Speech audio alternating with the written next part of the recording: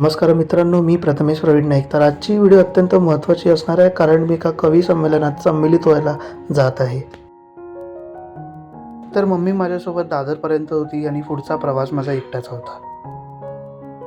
आणि मग फायनली मी ट्रेनमध्ये बसलो आणि ट्रेन चालू होण्याची वाट बघत होतो. आणि मग फायनली ट्रेन चालू लागली आणि माझे हार्टबीटसुद्धा वाढू लागली. मग फायनली मी ठाणे स्टेशनला पोहोचलो आणि त्याच्यानंतर मग मॅप टाकून चालू लागलो आणि खूप एक्सायटेड होतो, कारण मी एका दिग्गज कवींना भेटणार होतो, कवी श्री विनयजी शर्माजी यांना. आणि मग मी पोचलो आणि मग मला तिथे जाऊन कळालं की ज्यांना मला भेटायचं होतं ते येणार नव्हते आजारी असल्यामुळे, पण इतरही दिग्गज कवी उपस्थित होते आणि त्यांच्याकडूनही खूप मला शिकायला मिळालं. आणि मग थोड्या वेळाने माझी कविता बोलण्याची पाळी आली.